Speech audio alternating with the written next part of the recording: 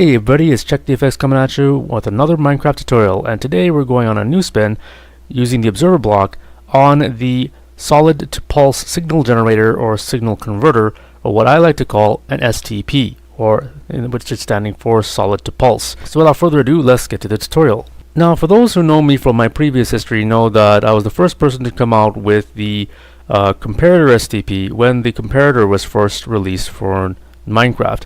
And in this case, all you do is you take a lever, for instance, or some input power source, or some redstone input, and then if you turn it on, it would pulse as the comparator STP would activate. But when it turns off, nothing happens. If you want to have a pulse on both the rising or falling edge, meaning when it turns on and off, then what you have to have is add an inverter, add a second comparator STP, and feed that into your output, and then you would have this effect where when it turns on it pulses, and when it turns off it also pulses.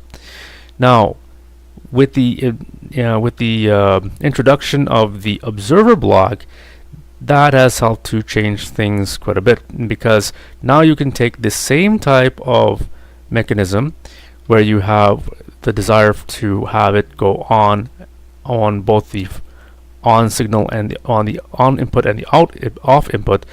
You can actually take that and make it much smaller. So in this case, this is actually just 3 blocks, and with a little output outs here, and well, let's say 4 blocks tops.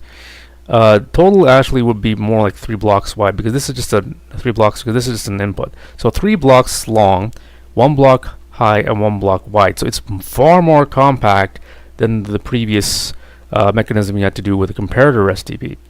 So when we go ahead and turn this on, it pulses, turn it off, it pulses, and all it is the observer block is just looking at this redstone dust to see if it updates. And when the redstone dust turns on, it activates the observer block, and the observer block sends out a pulse.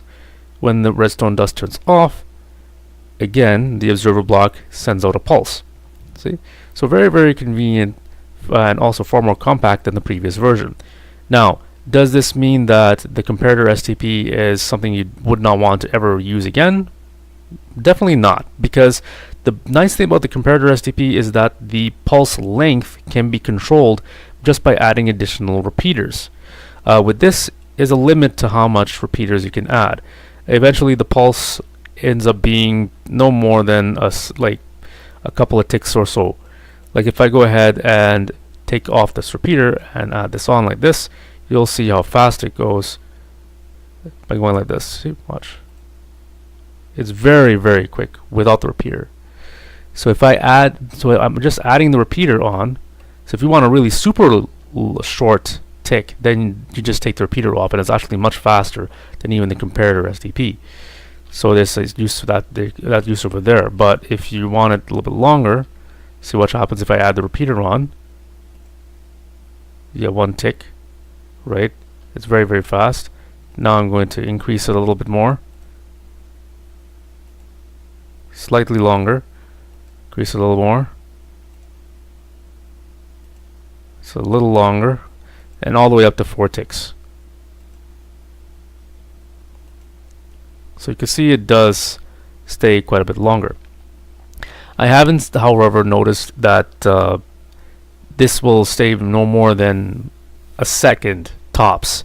If you want a pulse that's more than 1 second or more than 8 ticks, then you're going to want to if you're more than the full set of ticks, then you want to make sure that you're using your comparator STP rather than this. But this is still good for just carrying a short burst of a pulse. Now let's get on to how we build this, which is very, very simple. We can actually build this in our sleep if we want to. All we have to do is first, I'm going to get my base out first so that I can go ahead and build this thing, and put my output there. Now what you're going to do is you're going to take all you do is you have the output of your observer block pointing towards you, so you're going to put it like this towards your so that is pointing towards your output, and then you put your redstone dust or wherever it is. Maybe you can even put like a door or something in front of this, and it'll update, which is really, really nice. And then we'll go ahead and put our lever there, and then we're going to take our redstone dust and put it there. Or you can take a repeater and put it down there, and then you can put your redstone lamp or whatever output that's going to go to, and then you are done. And all you do is like that, and it works. And if you want to, you can adjust your repeater as need be to whatever length you want it to be.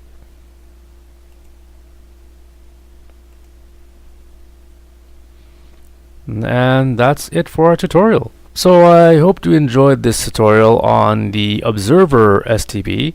If you did, please like and subscribe, and feel free to leave some comments in the comment section below. If you want to know how to build or more detail on the comparator STP, please check out my the episode that I did running on that. Just look up comparator STP or STP with check on my channel, and you'll be able to find it there. I will leave a link to that in the description. So hope you enjoyed this. Please like and subscribe. This is Check the Effects signing off. See you in the next video. Peace.